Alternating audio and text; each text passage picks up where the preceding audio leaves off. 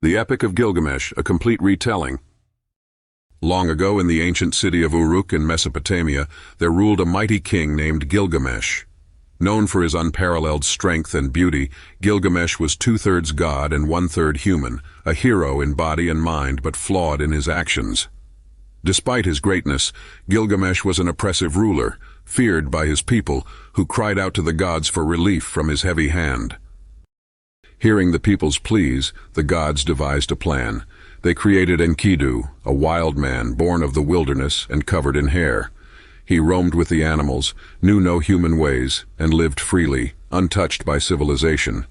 Enkidu was intended to be a match for Gilgamesh, a force to counter his arrogance. A hunter discovered Enkidu, and awed by his power sought a way to tame him. He sent a temple priestess named Shamhat to Enkidu, who introduced him to the ways of humankind. Through Shamhat's kindness, Enkidu learned of friendship, food, clothing, and civilization. The transformation from beast to man altered Enkidu profoundly, and he became aware of human emotions, loss, and love. Hearing of Gilgamesh's harsh rule, Enkidu set out to challenge him.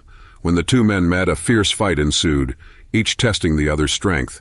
But after this clash, they developed a deep respect and formed an unbreakable friendship. Gilgamesh and Enkidu became like brothers, united by their strengths and seeking meaning through shared adventures. Together, they chose to confront the monstrous Humbaba, guardian of the cedar forest, a terrifying being placed there by the god Enlil. Defying the gods, the two friends ventured into the forest. They confronted Humbaba in a battle that pushed them to their limits. But through their combined might and strategy, they succeeded in slaying the creature. This victory brought fame to Gilgamesh, but also provoked the gods, who warned of consequences. Soon after, Gilgamesh attracted the attention of the goddess Ishtar, who was captivated by his bravery and beauty. She proposed marriage, but Gilgamesh refused her advances, pointing out the misfortunes that had befallen her past lovers. Enraged and humiliated, Ishtar demanded that her father, the god Anu, send the bull of heaven to punish Gilgamesh. The bull of heaven unleashed devastation upon Uruk, causing earthquakes and widespread destruction. But Gilgamesh and Enkidu, unafraid, confronted the bull. Together they overpowered and killed it, bringing peace to the city once more. This act, however, sealed their fate, as the gods decided that the slaying of the bull of heaven and Humbaba could not go unpunished. The gods decreed that Enkidu must die for these transgressions. Enkidu fell gravely ill, and over 12 days he languished in pain, haunted by visions of the underworld and the realization of mortality.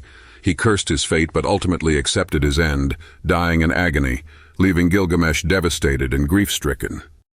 Enkidu's death shattered Gilgamesh's sense of purpose and awakened his fear of death.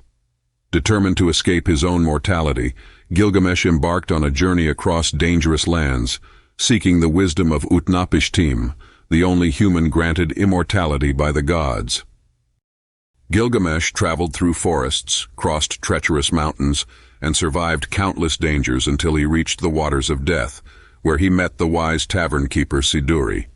She warned him that immortality was impossible for mortals, urging him to appreciate life and its simple pleasures. But Gilgamesh pressed on, eventually arriving at the abode of Utnapishtim. Utnapishtim welcomed Gilgamesh and recounted his own tale, a story of a catastrophic flood sent by the gods to cleanse humanity. In a twist of fate, the god Ea warned Utnapishtim, advising him to build a massive boat to save his family and the seeds of life. When the waters receded, the gods, realizing the survival of life, granted Utnapishtim and his wife immortality as a token of respect. Gilgamesh pleaded for the secret of eternal life, but Utnapishtim explained that it was a rare gift, not meant for humans. However, he revealed the existence of a plant that could restore youth, which lay at the bottom of the ocean. With renewed hope, Gilgamesh retrieved the plant of youth, resolving to share it with the elders of Uruk. But as he stopped to bathe on his journey back, a serpent stole the plant, shedding its skin as it gained the power of renewal. Devastated by this loss, Gilgamesh finally accepted that immortality was beyond his reach. Returning to Uruk, Gilgamesh found a new sense of purpose. He gazed upon the mighty walls he had built, realizing that his legacy lay not in escaping death, but in the lasting impact he had made on his people and his city.